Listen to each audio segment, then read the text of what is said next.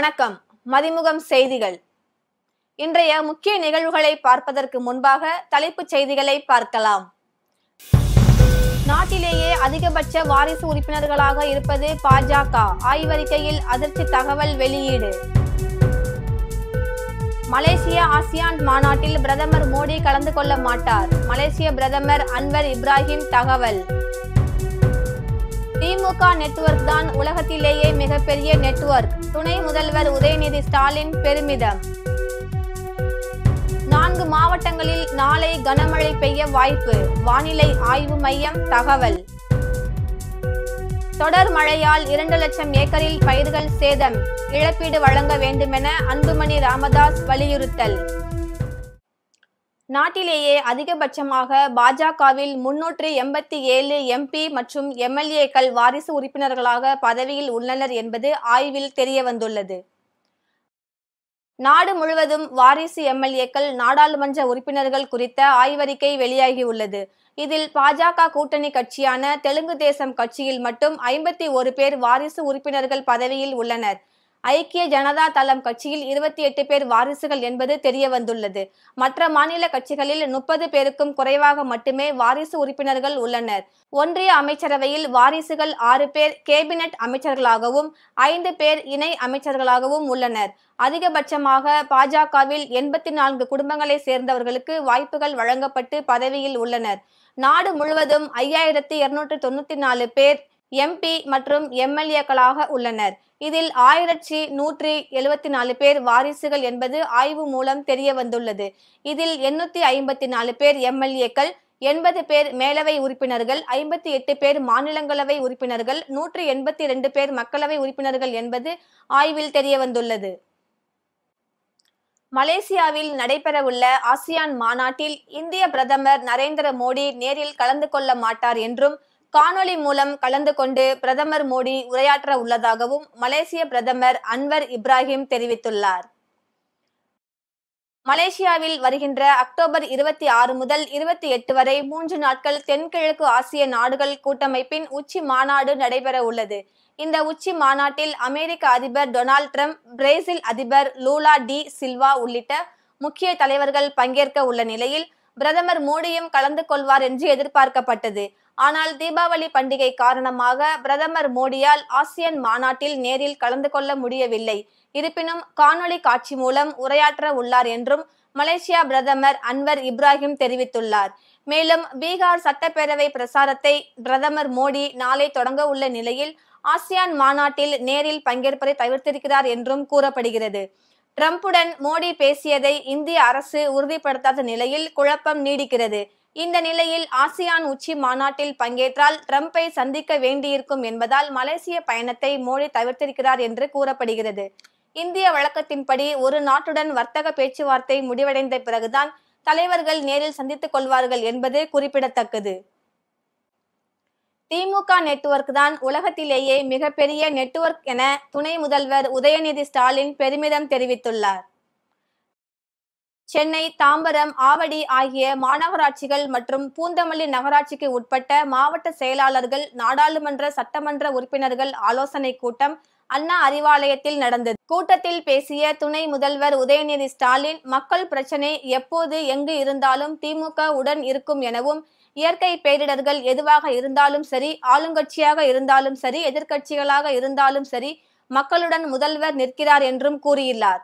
நமக்கு கூடுதல் பொறுப்பு தற்போது இருக்கிறது. மக்களிடம் பேசும்போது கண்ணியத்துடன், கவனத்துடன் பேச வேண்டும் எனவும், கவனத்துடன் மக்களை அணுக வேண்டும் எனவும், திமுக நெட்வொர்க் என்பதுதான் உலகத்திலேயே மிகப்பெரிய நெட்வொர்க். இந்த நெட்வொர்க்கை மக்கள் சேவைக்கு பயன்படுத்த வேண்டும். ஒரே நேர்கோட்டில் நாம் செயல்பட்டால்தான் அரசுக்கும் திமுகவுக்கும் முதல்வருக்கும் பெருமை சேர்க்க முடியும்.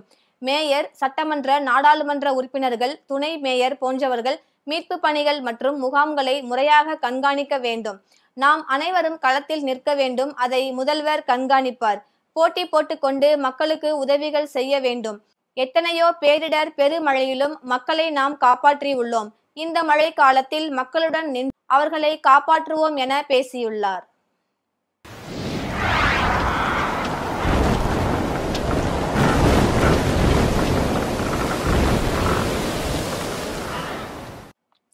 தென்கிழக்கு வடகிழக்கு வங்கக்கடல் மற்றும் அதனை ஒட்டிய தெற்கு அந்தமான் கடல் பகுதியில் நாளை புதிய காற்றழுத்த தாழ்வு பகுதி உருவாகும் என வானிலை ஆய்வு மையம் தகவல் அளித்துள்ளது.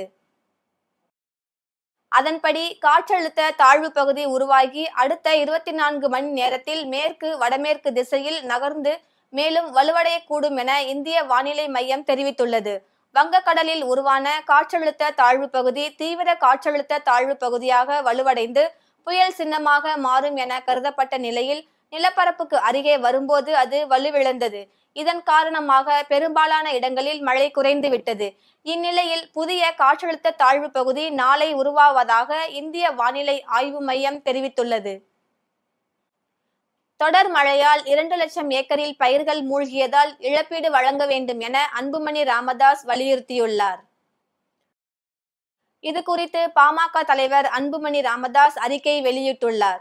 தமிழ்நாட்டில் வடகிழக்கு பருவமழை தீவிரமடைந்துள்ள நிலையில் தஞ்சாவூர், திருவாரூர், நாகப்பட்டினம், மயிலாடுதுறை உள்ளிட்ட காவிரி பாசன மாவட்டங்களில் 2 லட்சம் ஏக்கருக்கும் கூடுதலான பரப்பளவில் பயிரிடப்பட்டிருந்த நெற்பயிர்கள் மழைநீரில் மூழ்கியுள்ளன. காவிரி பாசன மாவட்டங்களில் சேதமடைந்த பயிர்களுக்கு இழப்பீடு வழங்கப்படவில்லை என்றால் விவசாயிகள் கடனாளிகளாக மாறிவிடுவார்கள். கடன்தான் விவசாயிகள் தற்கொலைகளுக்கு முதன்மை காரணமாக அமைகிறது என்பதை கருத்தில் கொண்டு காவிரி பாசன மாவட்டங்களில் சேதமடைந்த பயிர்களை கணக்கிட்டு இழப்பீடு வழங்க அரசு நடவடிக்கை எடுக்க வேண்டும். அதேபோல் கொள்முதல் நிலையங்களில் தேங்கி கிடக்கும் நெல்லையும் விரைந்து கொள்முதல் செய்ய நடவடிக்கை எடுக்க வேண்டும் என்று வலியுறுத்துகிறேன். இவ்வாறு அந்த அறிக்கையில் கூறியுள்ளார். சென்னையில் ஆபரண தங்கத்தின் விலை சவரனுக்கு ரூபாய் 320 குறைந்து விற்பனையாகிறது. தங்கம் விலை கடந்த செப்டம்பர் மாதத்தில் இருந்து அதிரடியாக உயர்ந்து வருகிறது. அதுவும் தினம் தினம் புதிய உச்சம் என்ற அளவில் தங்கம் மற்றும் வெள்ளி விலை உயர்வு என்பது இருந்து வந்தது. இந்த விலை உயர்வு இந்த மாதமும் தொடர்கிறது. அதுவும் வழக்கத்துக்கு மாறாக காலை மாலை என 2 வேளையும் விலையில் மாற்றம் ஏற்பட்டு வருகிறது. இதனால் தங்கம் விலை வரலாறு காணாத உச்சத்தை பதிவு செய்து வருகிறது. இந்தியா போன்ற நாடுகளில் பாரம்பரியம், கலாச்சார அடையாளமாக தங்கம், வெள்ளி பொருட்கள் பார்க்கப்படுகின்றன. அதன் விலை தொடர்ந்து உயர்ந்து வருவதாக நகை பிரியர்கள் இடையே அதிர்ச்சியை ஏற்படுத்தி வருகிறது. இதைத் தொடர்ந்து நேற்று புதன்கிழமை சென்னையில் ஆபரண தங்கத்தின் விலை சவரனுக்கு ரூபாய் 2400 குறைந்து ரூபாய் 93,600க்கு விற்பனை செய்யப்படுகிறது. சிப்காட் அடுத்த பெல் பகுதியில் செயல்பட்டு வரும் மத்திய அரசு நிறுவனமான பாரத மிகும் நிறுவனம் நுழைவாயில் முன்பு அனைத்து ஒப்பந்த தொழிலாளர் சங்கம் சார்பில் 10 அம்ச கோரிக்கையை வலியுறுத்தி கண்டன ஆர்ப்பாட்டம் நடைபெற்றது. ராணிப்பேட்டை மாவட்டத்தில் நடைபெற்ற கண்டன ஆர்ப்பாட்டத்தின் போது தெரிவிக்கப்பட்டதாவது: தினக்கூலியாக 26 நாட்கள் வழங்கப்பட்டதை தை மாத ஊதியமாக 30 நாட்களாக சேர்த்து வழங்க வேண்டும் எனவும் 5 வருடத்திற்கு ஒருமுறை உயர்த்தப்படும் ஊதியத்தை மீண்டும் உயர்த்தி வழங்க நடவடிக்கை எடுக்க வேண்டும் எனவும், ஒப்பந்த தொழிலாளர்களுக்கு வழங்கப்படும் ஒப்பந்த ஊதியம் மாநில அரசு அல்லது மத்திய அரசு மூலம் வழங்கப்படுவதை உறுதி செய்ய வேண்டும் எனவும், தொழிலாளர்களுக்கு வழங்கப்பட வேண்டிய பாதுகாப்பு உபகரணங்களை முறையாக வழங்கப்பட வேண்டும் என்பன உள்ளிட்ட 10 அம்ச கோரிக்கைகளை நிறைவேற்ற வேண்டுமென கோஷங்களை எழுப்பி 100க்கும் மேற்பட்டோர் ஆர்ப்பாட்டத்தில் ஈடுபட்டனர். குத்தாலம் அருகே மேலையூரில் நேரடி கொள்முதல் நிலையத்தில் உணவுத்துறை அமைச்சர் மற்றும் பிற்படுத்தப்பட்டோர் நலத்துறை அமைச்சர்கள் ஆய்வு மேற்கொண்டனர். நெல் கொள்முதல் தொடர்பாக எடப்பாடி பழனிசாமி தெரிவித்த குற்றச்சாட்டில் உண்மை இல்லை என உணவுத்துறை அமைச்சர் பேட்டி அளித்துள்ளார். மயிலாடுதுறை மாவட்டம் குத்தாலம் அருகே மேலையூர் கிராமத்தில் இயங்கி வரும் நேரடி கொள்முதல் நிலையத்தில் நெல் கொள்முதல் மற்றும் கொள்முதல் செய்யப்பட்ட நெல் மூட்டைகளின் நகர்வு பணிகளை உணவுத்துறை அமைச்சர் அர சங்கரபாணி, பிற்படுத்தப்பட்டோர் நலத்துறை அமைச்சர் சிவ மெய்யநாதன் ஆகியோர் இன்று நேரில் பார்வையிட்டு ஆய்வு செய்தார்கள். ஆய்வின் போது தமிழ்நாடு நுகர்பொருள் வாணிப கழக நிர்வாக இயக்குநர் அண்ணாதுரை, மாவட்ட ஆட்சியர் ஸ்ரீகாந்த் உள்ளிட்டோர் உடன் இருந்தனர்.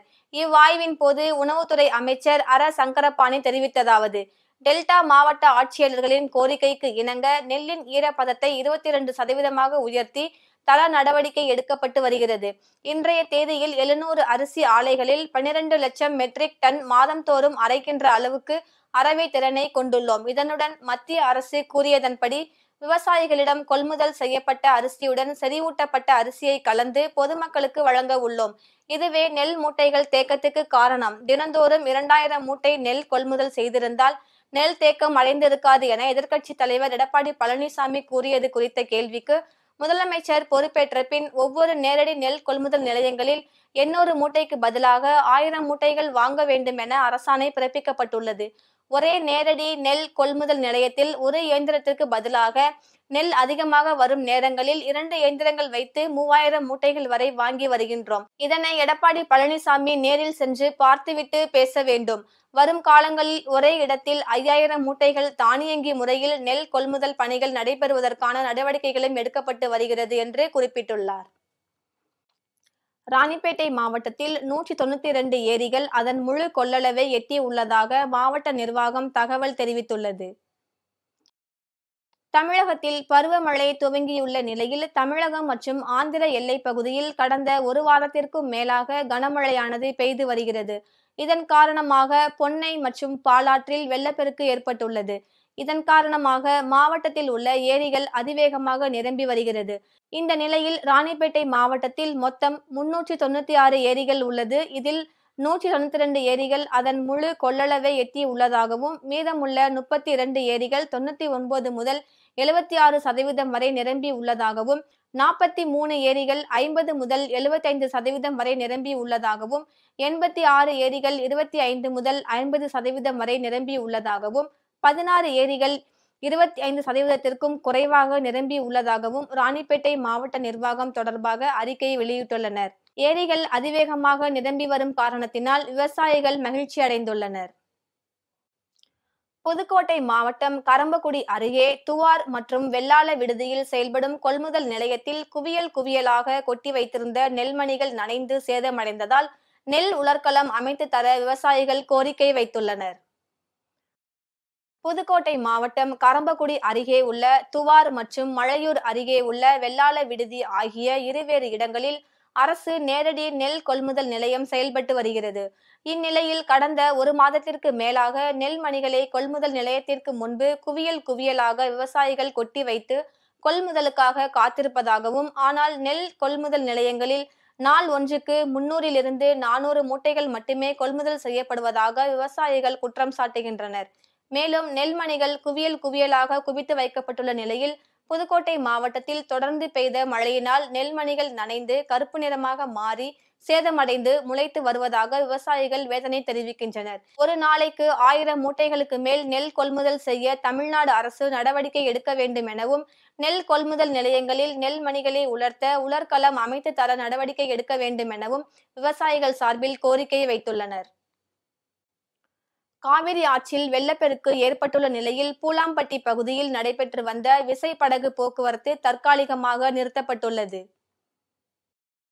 சேலம் மாவட்டம் எடப்பாடி அருகே அடுத்து உள்ள பூலாம்பட்டி பகுதியில் காவிரி ஆற்றின் குறுக்கே கதவணை கட்டப்பட்டு அங்கு நீர்மின் உற்பத்தி நடைபெற்று வருகிறது. இந்த கதவணை நீர்த்தேக்க பகுதிகளில் சேலம் மாவட்ட எல்லையான பூலாம்பட்டி மற்றும் ஈரோடு மாவட்ட பகுதியான நெருஞ்சிப்பேட்டையை இணைக்கும் வகையில் விசைப்படகு போக்குவரத்து நடைபெற்று வருகிறது. இந்த விசைப்படகில் மூலம் பள்ளி, கல்லூரி மாணவர்கள், அரசு அலுவலர்கள், விவசாயிகள் என ஆயிரக்கணக்கானோர் இரு மாவட்டங்களுக்கும் சென்று வரும் நிலையில் தற்போது காவிரி நீர்பிடிப்பு பகுதிகளில் பெய்து வரும் தொடர் கனமழையால் மேட்டூர் அணை தனது முழு கொள்ளளவை நெருங்கி வருகிறது.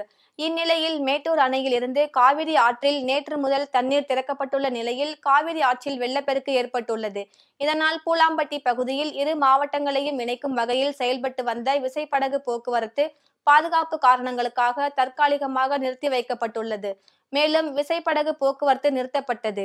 விசைப்படகு நிறுத்தி வைக்கப்பட்டுள்ள நிலையில் அதனை பயன்படுத்தி வந்த பயணிகள் சுமார் 18 கிலோமீட்டர் தூரம் உள்ள கோனேரிப்பட்டி பாலம் வழியாக காவிரி ஆற்றினை கடந்து செல்லும் சிரமமான சூழல் ஏற்பட்டுள்ளதாக தெரிவித்துள்ளனர். வேலூரில் 6 மாவட்டங்களை சேர்ந்த வேளாண் உட்கட்டமைப்பு திட்டம் குறித்து ஒருநாள் கருத்தரங்கை மாவட்ட ஆட்சியர் துவங்கி வைத்தார். வேலூரில் வேளாண் விற்பனை மற்றும் வேளாண் வணிகத்துறையின் சார்பில் வேளாண் உட்கட்டமைப்பு நிதியின் கீழ் விவசாயிகளுக்கு கடன் உதவி வழங்குவது குறித்து விழிப்புணர்வை ஏற்படுத்தும் கருத்தரங்கை மாவட்ட ஆட்சியர் சுப்புலட்சுமி துவங்கி வைத்தார். இதில் வேலூர், ராணிப்பேட்டை, திருப்பத்தூர், திருவள்ளூர், தர்மபுரி, கிருஷ்ணகிரி ஆகிய 6 மாவட்டங்களை சேர்ந்த விவசாயிகள், வேளாண் பொருட்கள் உற்பத்தியாளர்களுக்கு ஒருநாள் கருத்தரங்கம் துவங்கியது. இதில் வேளாண் விற்பனை குழு துணை இயக்குனர் கலைச்செல்வி, நபார்டு வங்கி ஸ்ரீ பாதராஜ் உள்ளிட்டோர் கலந்து கொண்டனர். இந்த கருத்தரங்கின் மூலம் விவசாயிகள் தங்கள் விளைவித்த பொருட்களை லாபகமான விலைக்கு விற்க, பொருட்களை சேமித்து வைக்க கிடங்குகள் அமைத்தல், குளிர்பதன வசதிகள் செய்தல், பதப்படுத்தி மதிப்பு கூட்டங்கள், இயற்கை இடுபொருள் உற்பத்திகள் செய்தல், நுண்ணுயிர் உற்பத்தி நிலையங்களை மேம்படுத்துதல், துல்லிய பண்ணை திட்டம் உள்ளிட்ட பல்வேறு மேம்பாடுகளை மேற்கொள்ள 2 கோடி வரையில் மானியத்துடன் கூடிய கடன் வழங்கப்படுகிறது. இந்த உட்கட்டமைப்புகளை பயன்படுத்தி விவசாயிகள் பயனடைய வேண்டுமென ஆட்சியர் பேசியுள்ளார். கனமழை காரணமாக சாத்தனூர் அணையில் இருந்து கூடுதல் உபரிநீர் திறப்பு. தென்பெண்ணை ஆற்றங்கரையோர மக்களுக்கு வெள்ள அபாய எச்சரிக்கை விடுக்கப்பட்டுள்ளது. திருவண்ணாமலை மாவட்டம் சாத்தனூர் அணையில் மொத்த கொள்ளளவான 119 அடி உயரத்தில் தற்போது நீர்மட்டம் 113.20 அடியாகவும், நீர்வரத்து மற்றும் வெளியேற்றம் வினாடிக்கு 9000 கன அடியாகவும் உள்ளது. இந்நிலையில் அணையின் நீர்பிடிப்பு பகுதிகளான அரூர், ஊத்தங்கரை, கல்லாறு பகுதிகளில் கனமழை பெய்து வருவதால் உபரிநீர் வெளியேற்றம் இரவு முதல் வினாடிக்கு 15000 கன அடி வரை அதிகரித்து திறக்கப்பட்டு வருகிறது என அறிவித்துள்ள மாவட்ட நிர்வாகம். இதனால் தென்பெண்ணை ஆற்றின் கரையோர மக்கள் பாதுகாப்பாக இருக்க எச்சரிக்கை விடுத்துள்ளது. இந்த நிலையில் திருவண்ணாமலை மாவட்டம் முழுவதும் பரவலாக காலை முதல் மிதமான மழை பெய்து வந்த நிலையில் பிற்பகல் கனமழை பெய்ததால் சாலைகளில் வெள்ளம் பெருக்கெடுத்து ஓடியது. திருவண்ணாமலை மாவட்டத்தில் செங்கம், தண்டாரம்பட்டு, கலசம்பாக்கம், சேத்துப்பட்டு, கீழ்பெண்ணாத்தூர் உள்ளிட்ட பல்வேறு பகுதிகளில் பரவலான மழை பெய்து வருகிறது. இந்த தொடர் கனமழை மற்றும் அணைகளின் நீர்பிடிப்பு பகுதிகளில் பெய்து வரும் கனமழை காரணமாக சாத்தனூர் அணை, குப்பநத்தம் அணை, செண்பகத்தோப்பு மற்றும் மிருகண்டா அணைகள் வேகமாக நிரம்பி வருகின்றன. அணைகளில் கூடுதல் உபரிநீர் திறக்கப்படுவதால் ஏரி, குளம், கிணறு உள்ளிட்ட நீர் ஆதாரங்களில் நீர்மட்டம் உயரும் வாய்ப்பு ஏற்பட்டுள்ளதால் விவசாயிகள் மகிழ்ச்சி அடைந்துள்ளனர். சென்னை பெங்களூர் தேசிய நெடுஞ்சாலை அருகே உள்ள இணைப்பு சாலையில் தேங்கி நிற்கும் மழை நீரால் வாகன ஓட்டிகள் கடும் அவதி அடைந்துள்ளனர். ராணிப்பேட்டை மாவட்டம் ஆற்காடு அடுத்த பூட்டுத்தாக்கு பகுதி அருகே சென்னை பெங்களூர் தேசிய நெடுஞ்சாலையின் அருகாமையில் உள்ள இணைப்பு சாலையில் மழைநீர் தேங்கி நிற்பதால் அருகில் இருக்கக்கூடிய தனியார் மருத்துவமனைக்கு செல்லும் மருத்துவ பயனாளிகள் அவதிக்கு உள்ளாவதாக புகார் எழுந்துள்ளது. மழை நின்று பல மணி நேரமாகியும் சென்னை இணைப்பு சாலையில் மழைநீர் வற்றாமல் வழிந்தோடி செல்வதால் வாகன ஓட்டிகள் அவதி அடைந்து வருகின்றனர். மேலும் அங்குள்ள தனியார் மருத்துவமனைக்கு ஆம்புலன்ஸ் மூலம் நோயாளிகளை கொண்டு சென்று வருவதிலும் தற்போது சிக்கலானது. இணைப்பு சாலையில் தேங்கி நிற்கக்கூடிய மழைநீரை விரைவாக வடிய வைப்பதற்கான நடவடிக்கையை மேற்கொள்ள வேண்டும் என வாகன ஓட்டிகள் மற்றும் பொதுமக்கள் கோரிக்கை வைத்துள்ளனர். இந்த நிலையில் தற்போது ஊராட்சி நிர்வாகத்தினர் மற்றும் நெடுஞ்சாலைத்துறையினர், காவல்துறையினர் என ஜேசிபி இயந்திரம் வைத்து இணைப்பு சாலையில் தேங்கி நிற்கும் மழைநீரை வடிய வைக்கும் பணியில் ஈடுபட்டு வருகின்றனர். சுற்று வட்டார கிராம பகுதிகளிலிருந்து வெளியேறிய மழை உபரி நீர் தற்போது இணைப்பு சாலையின் வழியாக வழிந்து செல்வதாக தகவல்கள் வெளிப்பட்டுள்ளது. மழை நீருடன் கழிவுநீர் தேங்கியிருக்கும் குடியிருப்பு பகுதிகளில் இருந்த பொதுமக்களை படகு மூலமாக சென்று மீட்ட வேலூர் தீயணைப்பு துறையினர். தமிழகத்தில் வடகிழக்கு பருவமழை பல்வேறு மாவட்டங்களில் பெய்து வருகின்றன. இந்த நிலையில் நேற்று காலை முதல் வேலூர் மாவட்டத்தில் விட்டுவிட்டு கனமழை பெய்தது. இதனால் தாழ்வான பகுதிகளில் தண்ணீர் ஆங்காங்கே நிரம்பி இருக்கின்றது. குறிப்பாக வேலூர் கன்சால்பேட்டை பகுதியில் மழை நீருடன் கழிவுநீர் தேங்கி இருக்கிறது. இதனால் குடியிருப்பு பகுதி முழுவதும் தண்ணீரில் முழுமையாக மூழ்கி உள்ளன. மேலும் இந்த குடியிருப்பு பகுதியில் உள்ள பொதுமக்களை மீட்பதற்காக தீயணைப்பு துறையினர் நேற்றிலிருந்து இந்த பகுதிக்கு வருகை தந்து பொதுமக்களை மீட்டு வருகின்றனர். இன்று வீடுகளில் உள்ள பொதுமக்களை மீட்பதற்காக தீயணைப்பு துறையினர் படகை கொண்டு வந்து வீட்டில் இருக்கும் பொதுமக்களை மீட்டனர். இந்த பகுதியில் ஒரு நாய் இருப்பதை கண்ட தீயணைப்பு துறையினர் அந்த நாயை படகில் மீட்டு கரைக்கு கொண்டு வந்து விட்டனர். இதை கண்ட பொதுமக்கள் தீயணைப்பு துறையினரை வெகுவாக பாராட்டி வருகின்றனர். உலக நாடுகளுக்கு வரி விதிக்கும் ட்ரம்ப் அதிகாரத்தை பறிக்குமா என உச்சநீதிமன்றம் கேள்வி எழுப்பியுள்ள நிலையில் நவம்பர் 5ஆம் தேதி விசாரணை தொடங்க உள்ளது என அறிவிப்பு வெளியாகியுள்ளது. அமெரிக்க அதிபராக ட்ரம்ப் 2வது முறையாக பதவியேற்ற பிறகு உலக நாடுகளுக்கு எதிராக வரியை முக்கிய ஆயுதமாக பயன்படுத்தி வருகிறார். இது சட்டவிரோதமானதாக அறிவிக்க கோரியும் அதிபர் ட்ரம்பின் வரி விதிப்புகள் சட்டப்பூர்வ தன்மையை ஆராயவும் வலியுறுத்தி அமெரிக்க உச்ச நீதிமன்றத்தில் வழக்குகள் தொடரப்பட்டுள்ளன. ஏற்கனவே இதுபோன்ற வழக்குகள் அமெரிக்க மாவட்ட மற்றும் மேல்முறையீட்டு நீதிமன்றங்களில் விசாரிக்கப்பட்டு அதிபர் ட்ரம்பின் வரி விதிப்புகள் சட்டவிரோதமானவை என தீர்ப்பளிக்கப்பட்டுள்ளன. தற்போது இறுதிக்கட்டமாக உச்சநீதிமன்றத்தில் அதிபர் டிரம்பின் அதிகாரம் செல்லுபடி ஆகுமா என மனு தாக்கல் செய்யப்பட்டுள்ளது. இந்த முக்கியமான வழக்கின் விசாரணை வரும் நவம்பர் 5ஆம் தேதி தொடங்க இருக்கிறது. மீண்டும் தலைப்புச் செய்திகள். நாட்டிலேயே அதிகபட்ச வாரிசு உறுப்பினர்களாக இருப்பது பாஜக. ஆய்வறிக்கையில் அதிர்ச்சி தகவல் வெளியீடு. மலேசிய ஆசியான் மாநாட்டில் பிரதமர் மோடி கலந்து கொள்ள மாட்டார். மலேசிய பிரதமர் அன்வர் இப்ராஹிம் தகவல். திமுக நெட்வொர்க் தான் உலகத்திலேயே மிகப்பெரிய நெட்வொர்க். துணை முதல்வர் உதயநிதி ஸ்டாலின் பெருமிதம். 4 மாவட்டங்களில் நாளை கனமழை பெய்ய வாய்ப்பு. வானிலை ஆய்வு மையம் தகவல். தொடர் மழையால் 2 லட்சம் ஏக்கரில் பயிர்கள் சேதம். இழப்பீடு வழங்க வேண்டுமென அன்புமணி ராமதாஸ் வலியுறுத்தல். இத்துடன் செய்திகள் நிறைவடைந்தன. மீண்டும் செய்திகள் காலை 8 மணிக்கு. மேலும் செய்திகளை தெரிந்து கொள்ள மதிமுகம் பிரைம் யூடியூப் தளத்தில் இணைந்திருங்கள்.